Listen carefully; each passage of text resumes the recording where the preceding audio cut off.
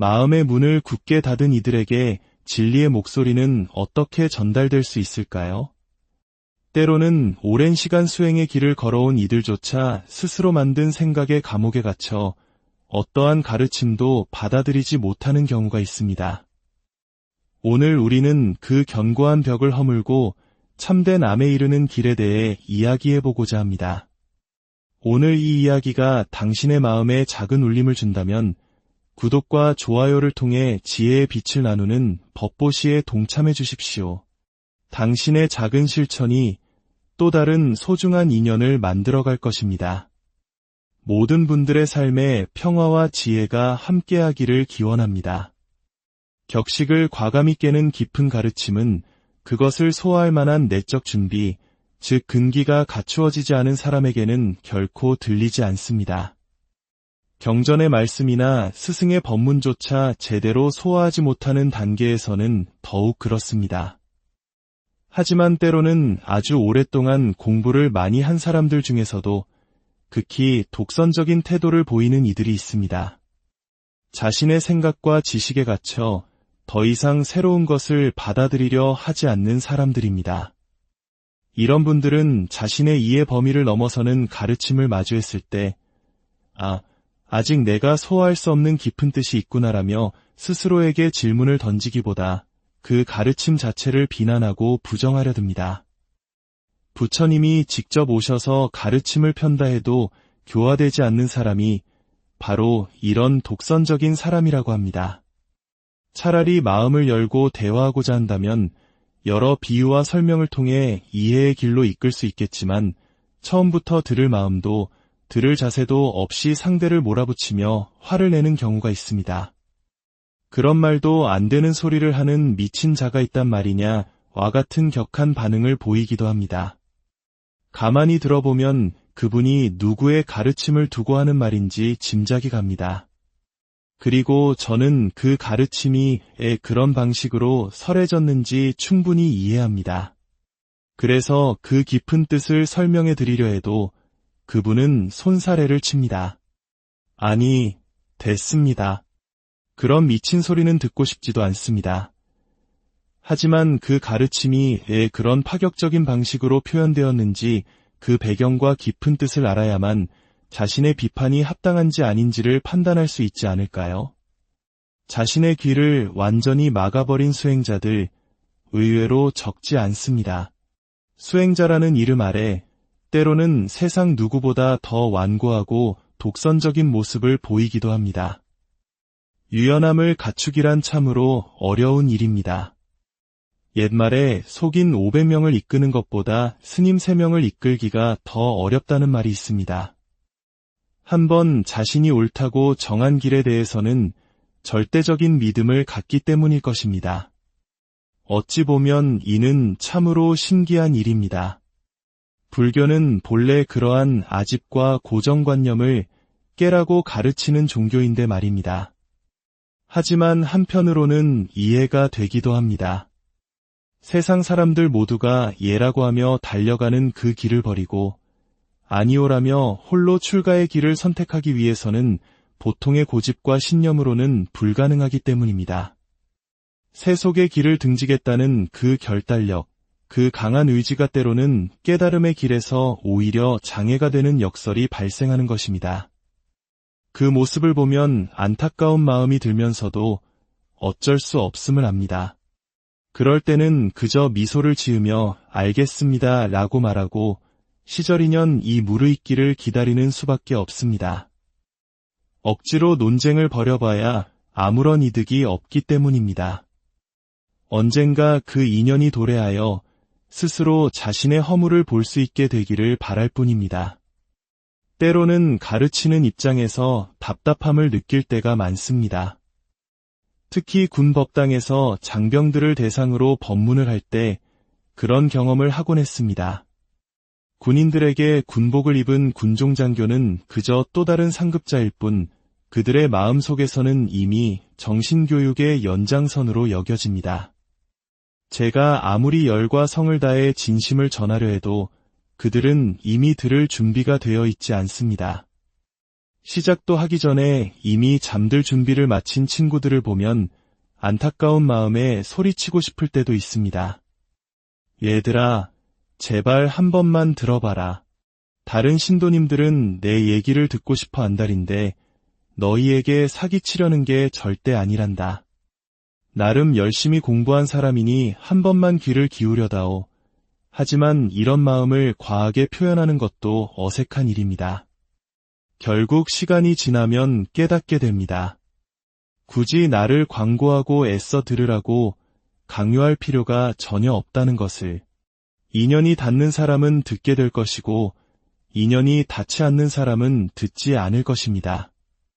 그것이 자연의 이치입니다.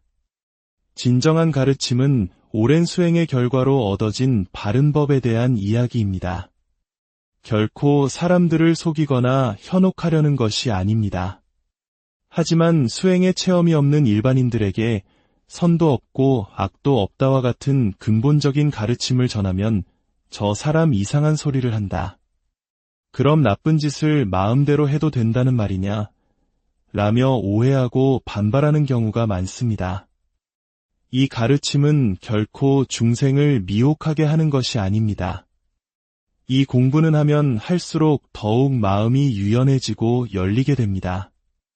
예전에는 이것은 옳고 저것은 틀리다라고 칼로 자르듯 명확하게 선을 그었다면 이제는 틀린 것에도 그럴 수 있겠다고 이해하고 맞는 것에도 그럴 수 있겠다며 한 걸음 물러서서 바라보게 됩니다. 자신의 생각과 방식을 고집하지 않게 되는 것입니다. 반대로 자기 고집이 강한 사람들은 자신의 뜻대로 되지 않을 때 화를 내고 자신과 다른 이들을 끊임없이 비판합니다. 그런 이들과는 대화가 통하지 않으니 지혜로운 사람은 자연히 거리를 두게 됩니다. 그러면 그 독선적인 사람은 또 이렇게 말합니다. 저 자는 성격이 더러워서 만나주지도 않고 내가 좋은 말을 해줘도 듣지를 않는다라며 세상을 향해 분노를 터뜨립니다. 결국 이 세상에 제대로 된 놈은 하나도 없고 나만 옳다는 결론에 이르게 됩니다. 가끔 그런 분들을 마주할 때면 참으로 가슴이 아픕니다. 그래서 때로는 이런 방편을 쓰기도 합니다. 유난히 고집이 센 신도님에게 이렇게 조심스럽게 말을 건넵니다. 거사님, 어쩌면 평생 한 번도 들어보지 못한 이야기라 큰 충격을 받으실 수도 있고 심지어 저를 미워하게 되실지도 모르겠습니다. 하지만 허락만 하신다면 거사님의 인생을 바꿀 만큼 중요한 깨달음의 말씀을 드리고 싶습니다. 하지만 지금은 때가 아닌 것 같군요. 언젠가 시절 인연이 되어 이야기가 궁금해지실 때 다시 저를 찾아주십시오. 신기하게도 만약 상대가 같은 스님이라면 내가 뭘 안다고라며 무시하고 지나칠 수 있지만 신도님들은 스님이라는 권위, 이승복이라는 방편 때문에 뭔가 있겠지 하며 한 번쯤 귀를 기울이게 됩니다. 이것이 바로 방편의 효용 가치입니다. 스님의 삭발한 머리와 독특한 복장은 그 자체로 사람들의 마음을 숙연하게 하고 잠시나마 자신을 돌아보게 만드는 힘이 있습니다. 실제로 길거리에서 큰 싸움이 났을 때 제가 승복을 입고 다가가자 두 분 모두 제게 말씀해 보십시오라며 웃으면서 말리면 아무리 험악한 사람이라도 스님 얼굴을 봐서 참겠습니다. 라며 싸움을 멈추는 경우가 대부분이었습니다. 심지어 다른 종교를 가진 분들조차 그러했습니다. 영화 속에서 강도들이 수녀님을 납치했다가 수녀복을 입은 것을 보고 나는 지옥 가기 싫다. 못하겠다며 그녀를 풀어주는 장면이 나오는데 충분히 있을 법한 이야기입니다. 이처럼 종교적인 복장이나 상징은 그것이 필요한 사람들에게는 매우 유용한 방편이 됩니다. 하지만 그것은 어디까지나 방편일 뿐입니다. 중요한 것은 그 안에 담긴 법의 내용입니다. 부처님의 바른 가르침을 중도의 관점에서 바르게 수행해 나가면 그 안에는 우리를 속이거나 현 시대의 과학과 대치되는 내용이 거의 없습니다. 어떤 예리한 질문에도 회피하지 않고 당당하게 답할 수 있습니다. 이는 누구든 마음의 문만 연다면 직접 와서 보고, 듣고, 납득할 수 있는 합리적인 가르침이기 때문입니다. 오히려 과학이 발전하면 할수록 불교의 가르침은 그 진실성이 더욱 탄탄해지는 측면이 있습니다. 진리를 향한 간절한 마음은 종교의 경계를 넘나듭니다. 저는 요즘 도마복음을 보며 그 안에 담긴 예수의 가르침이 마치 위대한 선사의 안목과 같다고 느끼곤 합니다. 교회나 성당에 다니는 분들 중에도, 성직자들 중에도 교단이나 종파의 틀을 넘어 진정한 진리가 무엇인가, 하나님은 진정 누구인가를 체험적으로 깨닫고 싶어하는 진실한 구도자들이 분명히 있습니다. 그런 분들은 가르침을 주는 이가 누구인지는 상관하지 않습니다. 불교든 기독교든 열린 마음으로 듣습니다. 제가 20대 시절 불교 안에서 답을 찾지 못해 방황하며 온갖 사상과 철학, 종교를 기웃거렸던 것처럼 그분들 역시 간절한 마음으로 길을 찾고 있는 것입니다. 법에 대한 간절함이 있다면 자신의 종교 안에서 답을 찾지 못했을 때 다른 가르침에도 기꺼이 마음을 여는 이들이 의외로 많습니다. 드러내면 비난받을까 두려워 숨어서 불법을 공부하는 분들이 정말로 있습니다. 그런 분들과 대화를 나누다 보면 이 법을 통해 진정한 구원을 받았다고 고백하는 분들이 계십니다.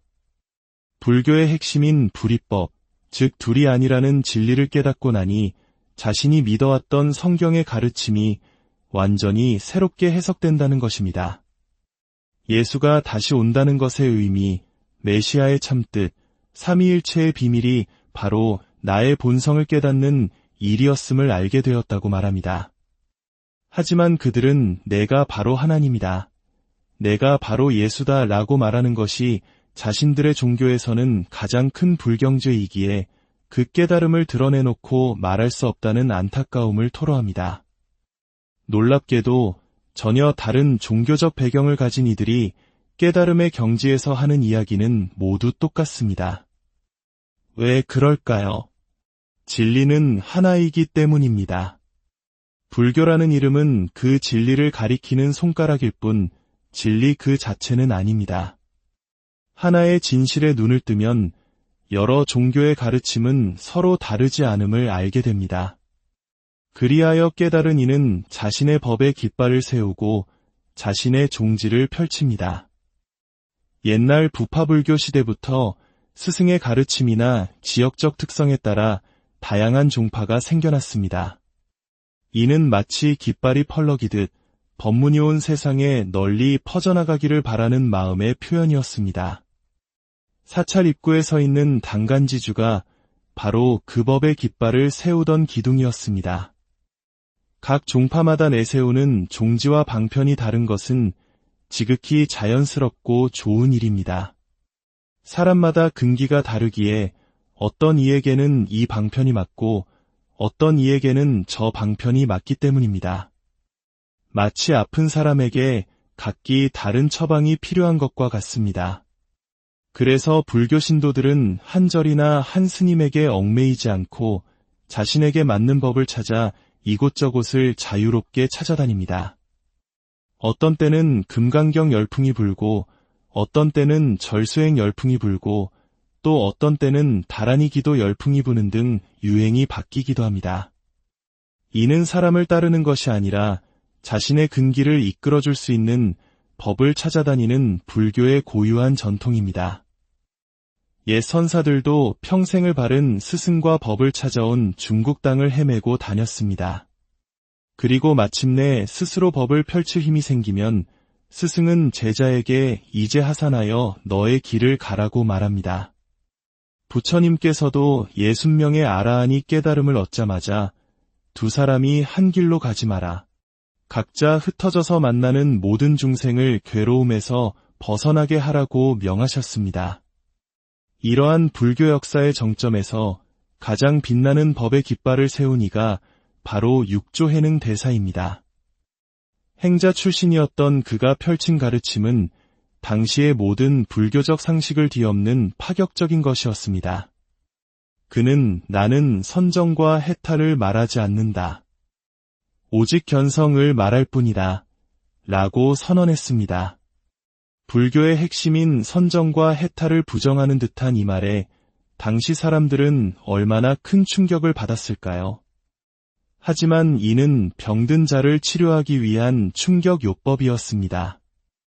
당시 사람들은 수행을 통해 미래의 어느 시점에 깨달음을 얻고 해탈에 이르러야 한다는 고정관념에 깊이 빠져 있었습니다.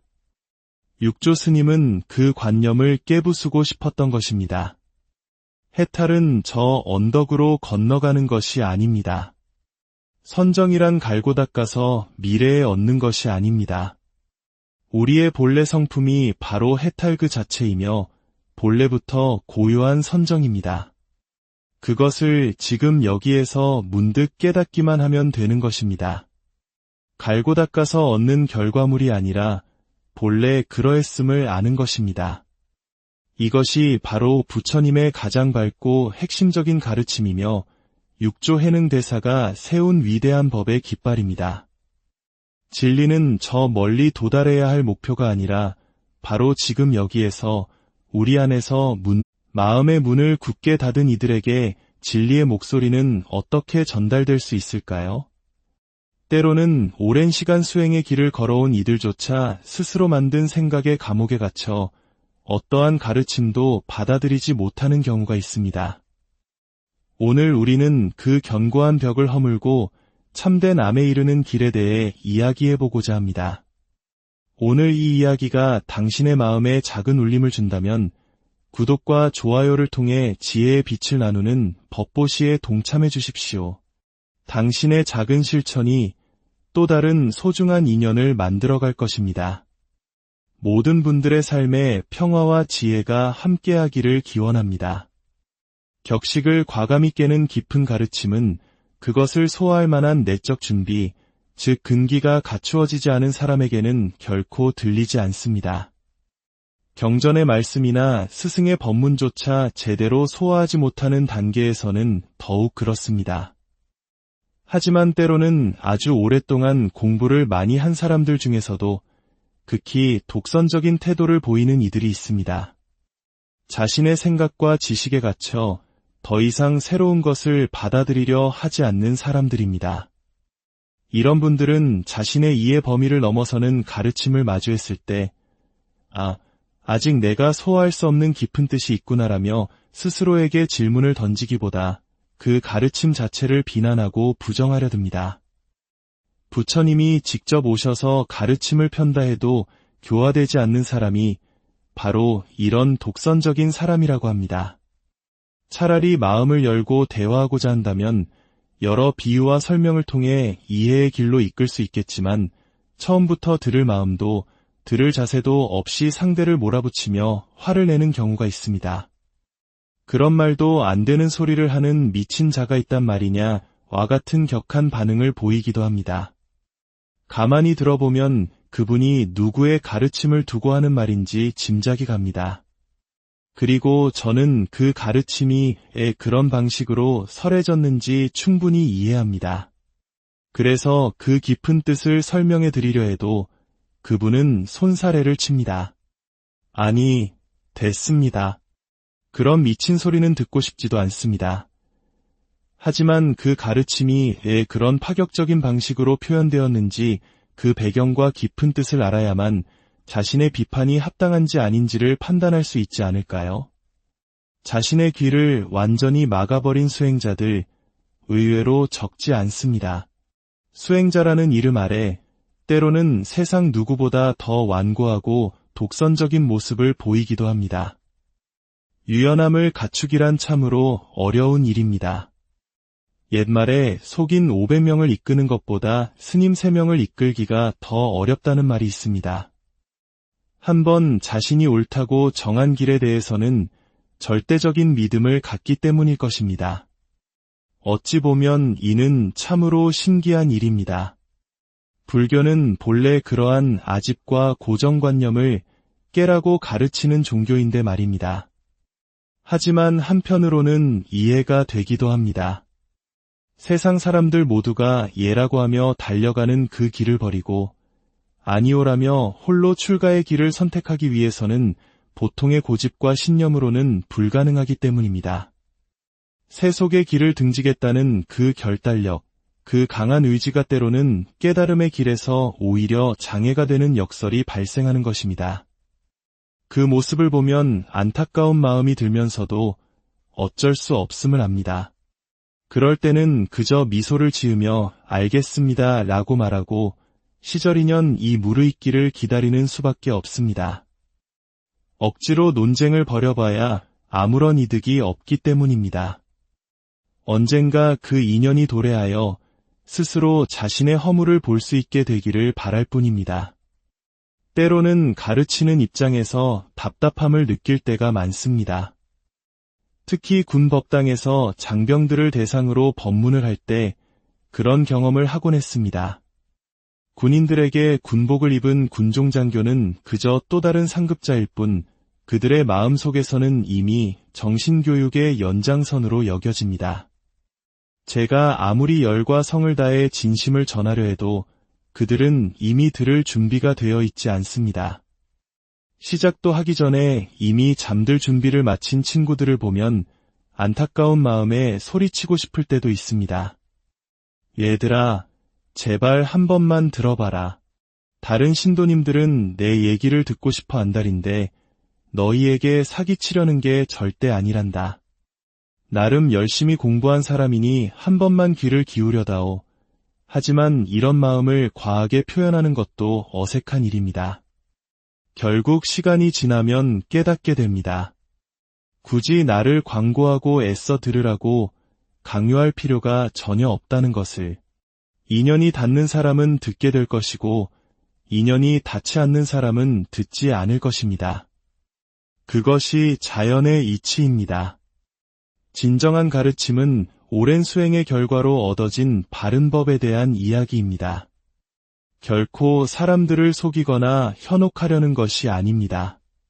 하지만 수행의 체험이 없는 일반인들에게 선도 없고 악도 없다와 같은 근본적인 가르침을 전하면 저 사람 이상한 소리를 한다.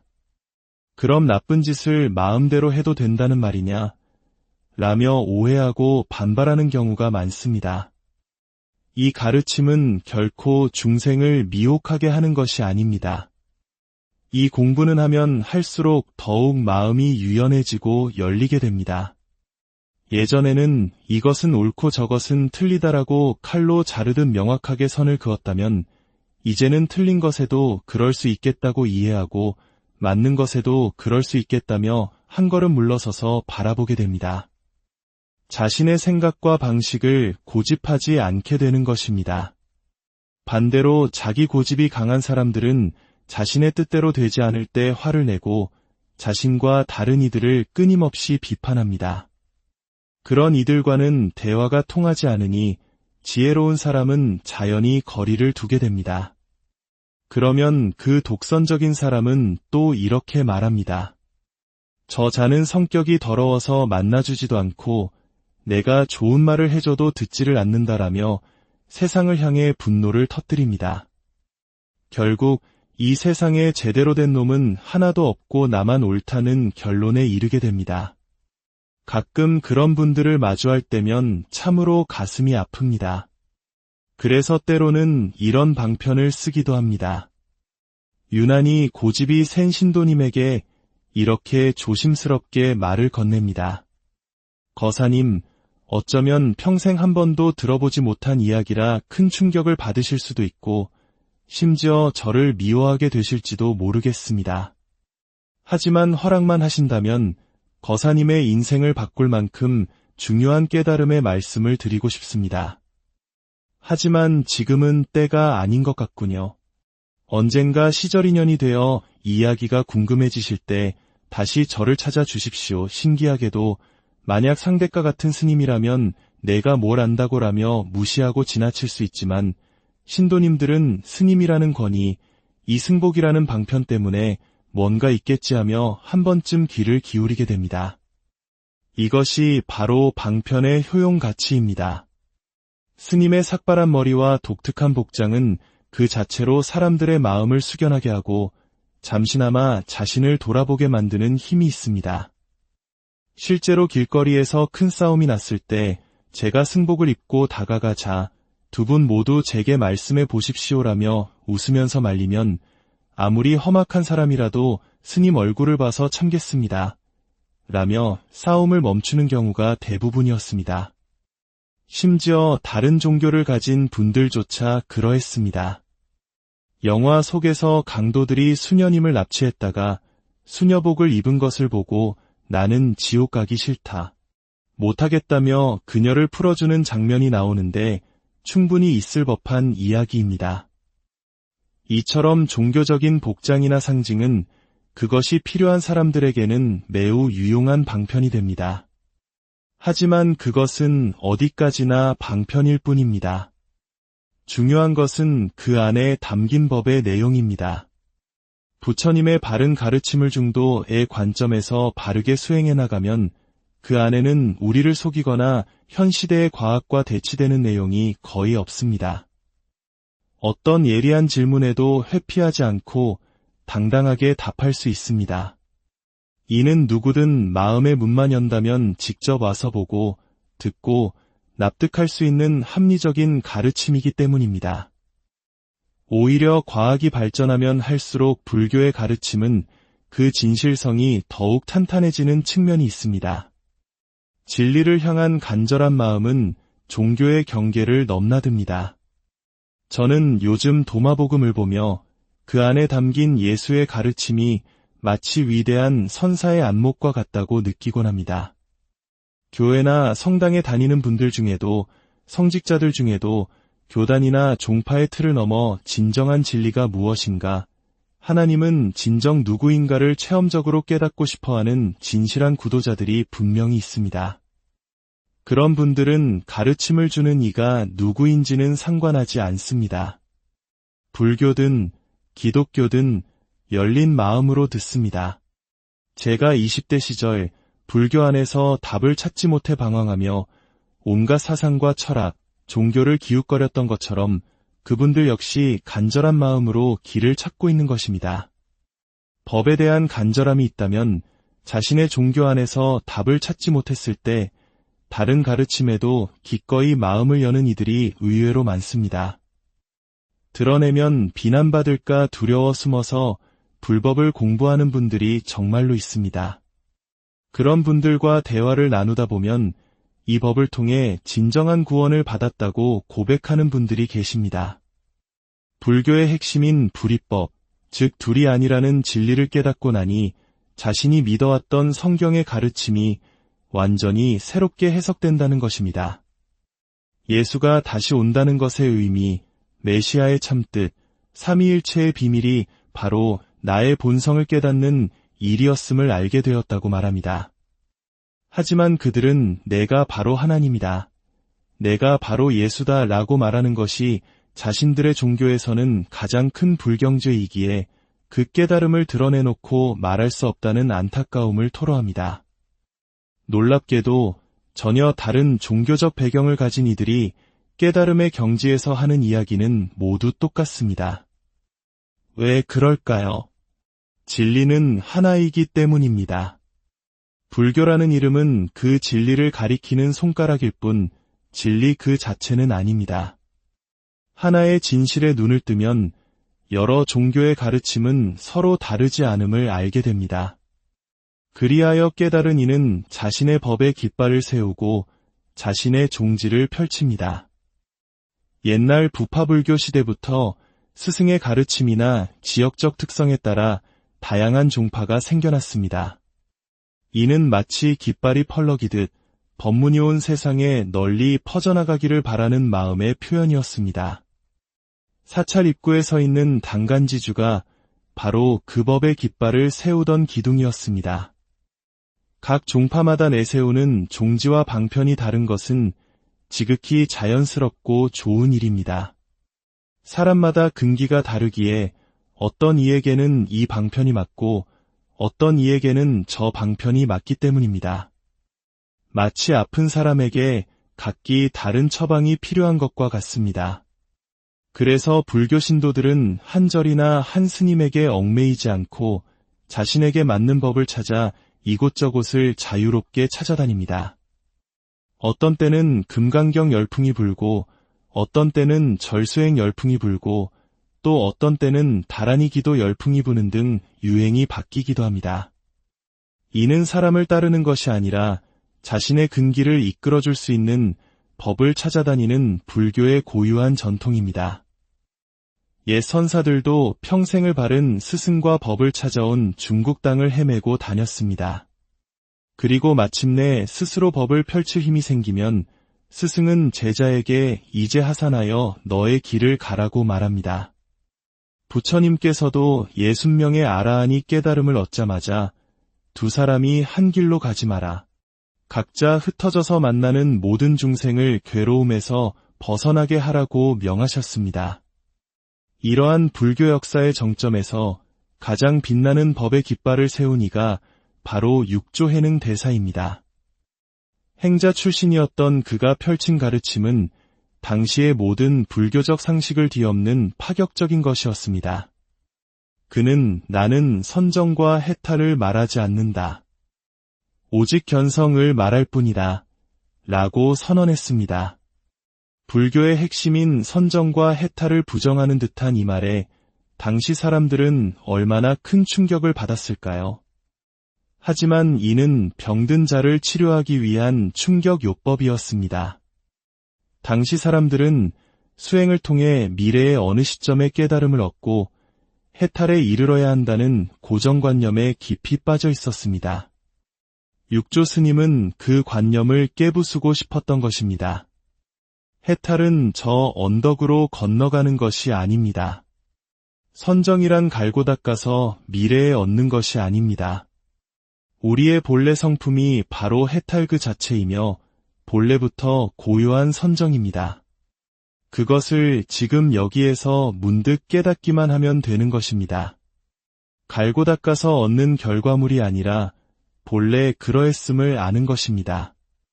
이것이 바로 부처님의 가장 밝고 핵심적인 가르침이며 육조해능 대사가 세운 위대한 법의 깃발입니다. 진리는 저 멀리 도달해야 할 목표가 아니라 바로 지금 여기에서 우리 안에서 마음의 문을 굳게 닫은 이들에게 진리의 목소리는 어떻게 전달될 수 있을까요? 때로는 오랜 시간 수행의 길을 걸어온 이들조차 스스로 만든 생각의 감옥에 갇혀 어떠한 가르침도 받아들이지 못하는 경우가 있습니다. 오늘 우리는 그 견고한 벽을 허물고 참된 암에 이르는 길에 대해 이야기해보고자 합니다. 오늘 이 이야기가 당신의 마음에 작은 울림을 준다면 구독과 좋아요를 통해 지혜의 빛을 나누는 법보시에 동참해 주십시오. 당신의 작은 실천이 또 다른 소중한 인연을 만들어갈 것입니다. 모든 분들의 삶에 평화와 지혜가 함께하기를 기원합니다. 격식을 과감히 깨는 깊은 가르침은 그것을 소화할 만한 내적 준비, 즉 근기가 갖추어지지 않은 사람에게는 결코 들리지 않습니다. 경전의 말씀이나 스승의 법문조차 제대로 소화하지 못하는 단계에서는 더욱 그렇습니다. 하지만 때로는 아주 오랫동안 공부를 많이 한 사람들 중에서도 극히 독선적인 태도를 보이는 이들이 있습니다.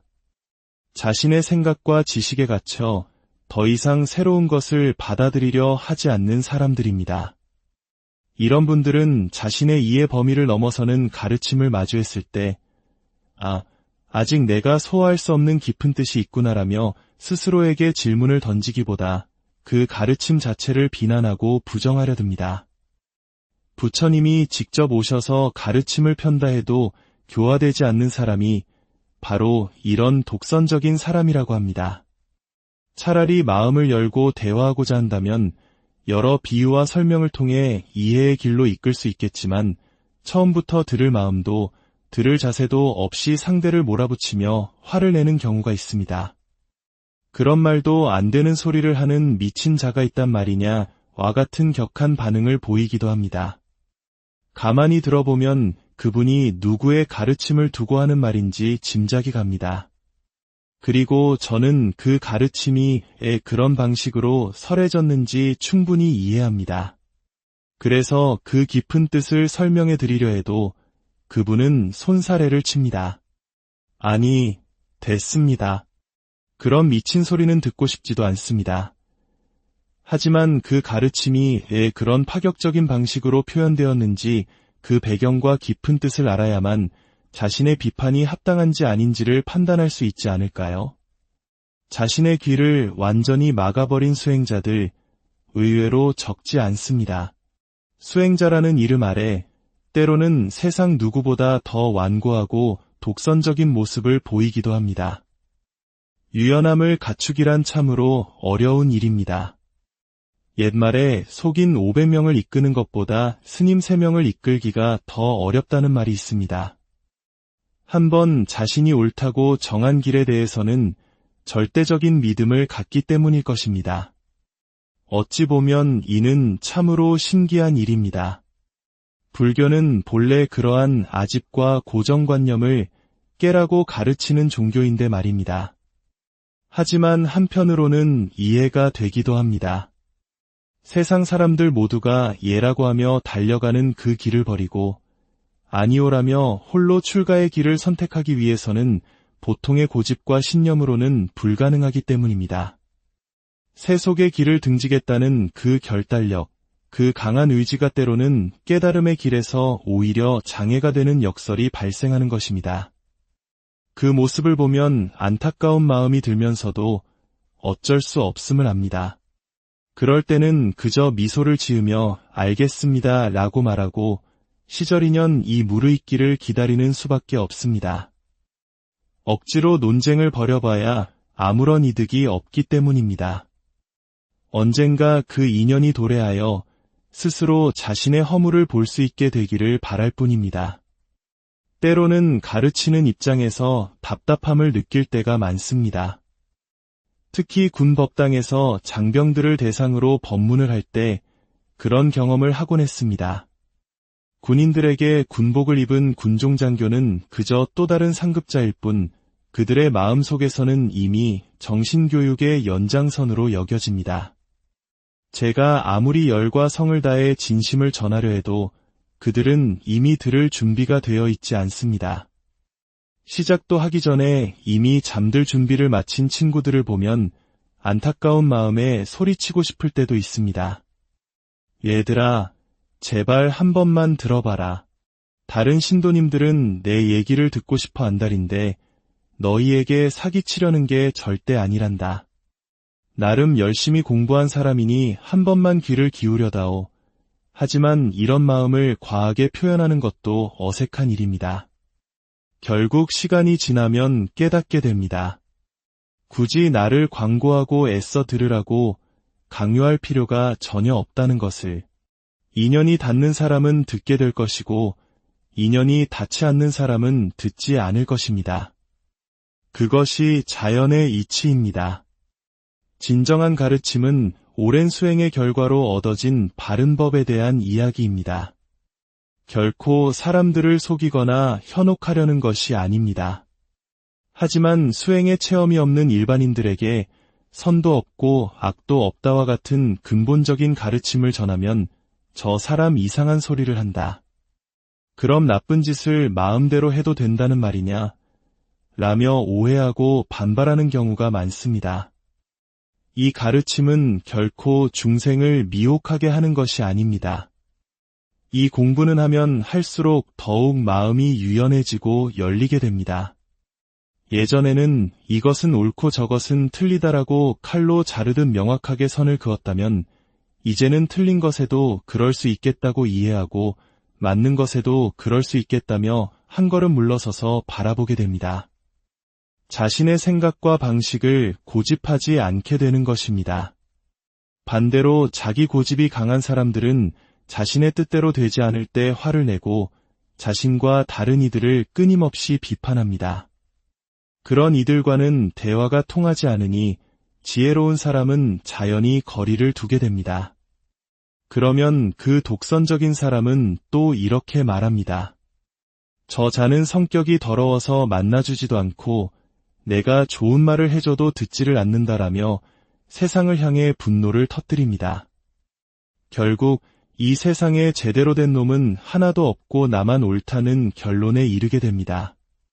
가끔 그런 분들을 마주할 때면 참으로 가슴이 아픕니다. 그래서 때로는 이런 방편을 쓰기도 합니다. 유난히 고집이 센 신도님에게 이렇게 조심스럽게 말을 건넵니다. 거사님, 어쩌면 평생 한 번도 들어보지 못한 이야기라 큰 충격을 받으실 수도 있고 심지어 저를 미워하게 되실지도 모르겠습니다.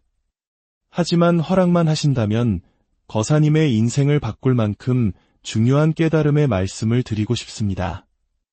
하지만 지금은 때가 아닌 것 같군요. 언젠가 시절 인연이 되어 이야기가 궁금해지실 때 다시 저를 찾아주십시오. 신기하게도 만약 상대가 같은 스님이라면 내가 뭘 안다고라며 무시하고 지나칠 수 있지만 신도님들은 스님이라는 권위, 이승복이라는 방편 때문에 뭔가 있겠지 하며 한 번쯤 귀를 기울이게 됩니다. 이것이 바로 방편의 효용 가치입니다. 스님의 삭발한 머리와 독특한 복장은 그 자체로 사람들의 마음을 숙연하게 하고 잠시나마 자신을 돌아보게 만드는 힘이 있습니다. 실제로 길거리에서 큰 싸움이 났을 때 제가 승복을 입고 다가가자 두 분 모두 제게 말씀해 보십시오라며 웃으면서 말리면 아무리 험악한 사람이라도 스님 얼굴을 봐서 참겠습니다. 라며 싸움을 멈추는 경우가 대부분이었습니다. 심지어 다른 종교를 가진 분들조차 그러했습니다. 영화 속에서 강도들이 수녀님을 납치했다가 수녀복을 입은 것을 보고 나는 지옥 가기 싫다, 못하겠다며 그녀를 풀어주는 장면이 나오는데 충분히 있을 법한 이야기입니다. 이처럼 종교적인 복장이나 상징은 그것이 필요한 사람들에게는 매우 유용한 방편이 됩니다. 하지만 그것은 어디까지나 방편일 뿐입니다. 중요한 것은 그 안에 담긴 법의 내용입니다. 부처님의 바른 가르침을 중도의 관점에서 바르게 수행해 나가면 그 안에는 우리를 속이거나 현 시대의 과학과 대치되는 내용이 거의 없습니다. 어떤 예리한 질문에도 회피하지 않고 당당하게 답할 수 있습니다. 이는 누구든 마음의 문만 연다면 직접 와서 보고, 듣고, 납득할 수 있는 합리적인 가르침이기 때문입니다. 오히려 과학이 발전하면 할수록 불교의 가르침은 그 진실성이 더욱 탄탄해지는 측면이 있습니다. 진리를 향한 간절한 마음은 종교의 경계를 넘나듭니다. 저는 요즘 도마복음을 보며 그 안에 담긴 예수의 가르침이 마치 위대한 선사의 안목과 같다고 느끼곤 합니다. 교회나 성당에 다니는 분들 중에도, 성직자들 중에도 교단이나 종파의 틀을 넘어 진정한 진리가 무엇인가, 하나님은 진정 누구인가를 체험적으로 깨닫고 싶어하는 진실한 구도자들이 분명히 있습니다. 그런 분들은 가르침을 주는 이가 누구인지는 상관하지 않습니다. 불교든 기독교든 열린 마음으로 듣습니다. 제가 20대 시절 불교 안에서 답을 찾지 못해 방황하며 온갖 사상과 철학, 종교를 기웃거렸던 것처럼 그분들 역시 간절한 마음으로 길을 찾고 있는 것입니다. 법에 대한 간절함이 있다면 자신의 종교 안에서 답을 찾지 못했을 때 다른 가르침에도 기꺼이 마음을 여는 이들이 의외로 많습니다. 드러내면 비난받을까 두려워 숨어서 불법을 공부하는 분들이 정말로 있습니다. 그런 분들과 대화를 나누다 보면 이 법을 통해 진정한 구원을 받았다고 고백하는 분들이 계십니다. 불교의 핵심인 불이법, 즉 둘이 아니라는 진리를 깨닫고 나니 자신이 믿어왔던 성경의 가르침이 완전히 새롭게 해석된다는 것입니다. 예수가 다시 온다는 것의 의미, 메시아의 참뜻, 삼위일체의 비밀이 바로 나의 본성을 깨닫는 일이었음을 알게 되었다고 말합니다. 하지만 그들은 내가 바로 하나님이다, 내가 바로 예수다 라고 말하는 것이 자신들의 종교에서는 가장 큰 불경죄이기에 그 깨달음을 드러내놓고 말할 수 없다는 안타까움을 토로합니다. 놀랍게도 전혀 다른 종교적 배경을 가진 이들이 깨달음의 경지에서 하는 이야기는 모두 똑같습니다. 왜 그럴까요? 진리는 하나이기 때문입니다. 불교라는 이름은 그 진리를 가리키는 손가락일 뿐 진리 그 자체는 아닙니다. 하나의 진실에 눈을 뜨면 여러 종교의 가르침은 서로 다르지 않음을 알게 됩니다. 그리하여 깨달은 이는 자신의 법에 깃발을 세우고 자신의 종지를 펼칩니다. 옛날 부파불교 시대부터 스승의 가르침이나 지역적 특성에 따라 다양한 종파가 생겨났습니다. 이는 마치 깃발이 펄럭이듯 법문이 온 세상에 널리 퍼져나가기를 바라는 마음의 표현이었습니다. 사찰 입구에 서 있는 당간지주가 바로 그 법의 깃발을 세우던 기둥이었습니다. 각 종파마다 내세우는 종지와 방편이 다른 것은 지극히 자연스럽고 좋은 일입니다. 사람마다 근기가 다르기에 어떤 이에게는 이 방편이 맞고 어떤 이에게는 저 방편이 맞기 때문입니다. 마치 아픈 사람에게 각기 다른 처방이 필요한 것과 같습니다. 그래서 불교 신도들은 한 절이나 한 스님에게 얽매이지 않고 자신에게 맞는 법을 찾아 이곳저곳을 자유롭게 찾아다닙니다. 어떤 때는 금강경 열풍이 불고 어떤 때는 절수행 열풍이 불고 또 어떤 때는 다라니 기도 열풍이 부는 등 유행이 바뀌기도 합니다. 이는 사람을 따르는 것이 아니라 자신의 근기를 이끌어줄 수 있는 법을 찾아다니는 불교의 고유한 전통입니다. 옛 선사들도 평생을 바른 스승과 법을 찾아온 중국 땅을 헤매고 다녔습니다. 그리고 마침내 스스로 법을 펼칠 힘이 생기면 스승은 제자에게 이제 하산하여 너의 길을 가라고 말합니다. 부처님께서도 60명의 아라한이 깨달음을 얻자마자 두 사람이 한 길로 가지 마라. 각자 흩어져서 만나는 모든 중생을 괴로움에서 벗어나게 하라고 명하셨습니다. 이러한 불교 역사의 정점에서 가장 빛나는 법의 깃발을 세운 이가 바로 육조해능 대사입니다. 행자 출신이었던 그가 펼친 가르침은 당시의 모든 불교적 상식을 뒤엎는 파격적인 것이었습니다. 그는 나는 선정과 해탈을 말하지 않는다. 오직 견성을 말할 뿐이다. 라고 선언했습니다. 불교의 핵심인 선정과 해탈을 부정하는 듯한 이 말에 당시 사람들은 얼마나 큰 충격을 받았을까요? 하지만 이는 병든 자를 치료하기 위한 충격요법이었습니다. 당시 사람들은 수행을 통해 미래의 어느 시점에 깨달음을 얻고 해탈에 이르러야 한다는 고정관념에 깊이 빠져 있었습니다. 육조 스님은 그 관념을 깨부수고 싶었던 것입니다. 해탈은 저 언덕으로 건너가는 것이 아닙니다. 선정이란 갈고 닦아서 미래에 얻는 것이 아닙니다. 우리의 본래 성품이 바로 해탈 그 자체이며 본래부터 고유한 선정입니다. 그것을 지금 여기에서 문득 깨닫기만 하면 되는 것입니다. 갈고 닦아서 얻는 결과물이 아니라 본래 그러했음을 아는 것입니다. 이것이 바로 부처님의 가장 밝고 핵심적인 가르침이며 육조해능 대사가 세운 위대한 법의 깃발입니다. 진리는 저 멀리 도달해야 할 목표가 아니라 바로 지금 여기에서 우리 안에서 마음의 문을 굳게 닫은 이들에게 진리의 목소리는 어떻게 전달될 수 있을까요?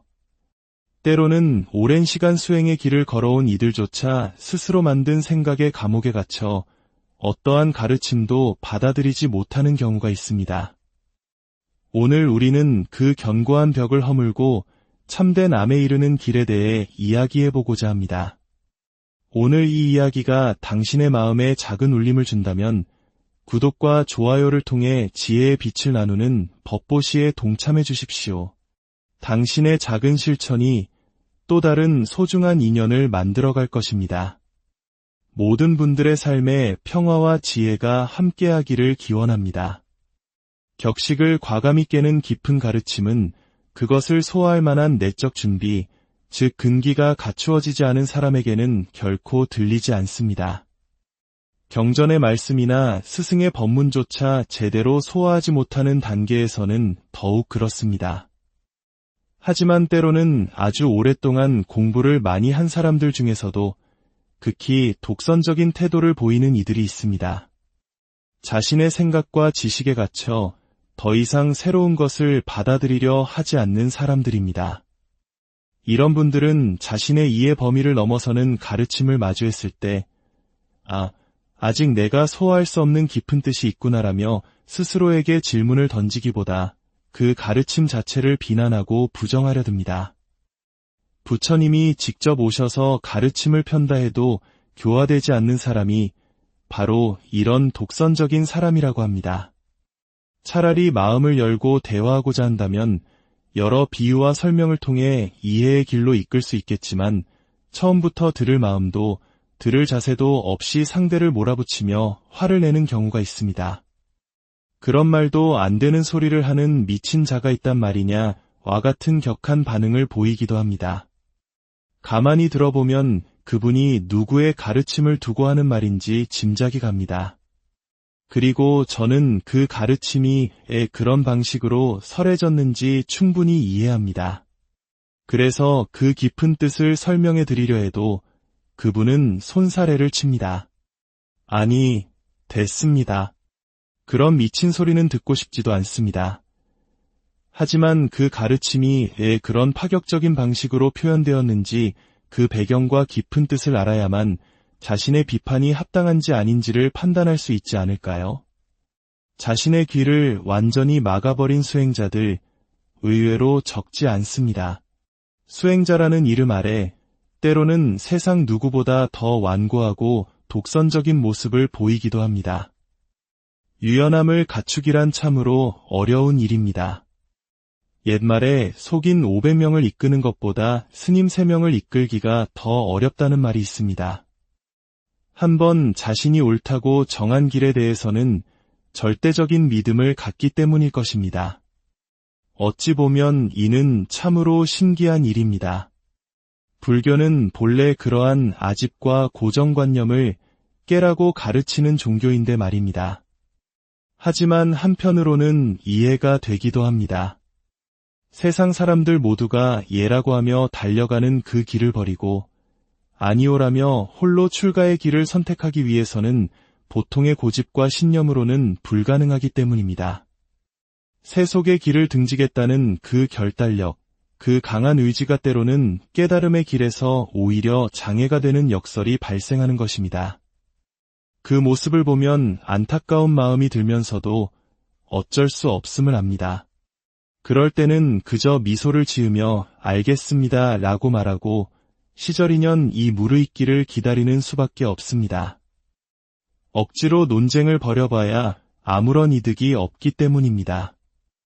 언젠가 그 인연이 도래하여 스스로 자신의 허물을 볼 수 있게 되기를 바랄 뿐입니다. 때로는 가르치는 입장에서 답답함을 느낄 때가 많습니다. 특히 군법당에서 장병들을 대상으로 법문을 할 때 그런 경험을 하곤 했습니다. 군인들에게 군복을 입은 군종장교는 그저 또 다른 상급자일 뿐 그들의 마음속에서는 이미 정신교육의 연장선으로 여겨집니다. 제가 아무리 열과 성을 다해 진심을 전하려 해도 그들은 이미 들을 준비가 되어 있지 않습니다. 시작도 하기 전에 이미 잠들 준비를 마친 친구들을 보면 안타까운 마음에 소리치고 싶을 때도 있습니다. 얘들아, 제발 한 번만 들어봐라. 다른 신도님들은 내 얘기를 듣고 싶어 한달인데 너희에게 사기치려는 게 절대 아니란다. 나름 열심히 공부한 사람이니 한 번만 귀를 기울여다오. 하지만 이런 마음을 과하게 표현하는 것도 어색한 일입니다. 결국 시간이 지나면 깨닫게 됩니다.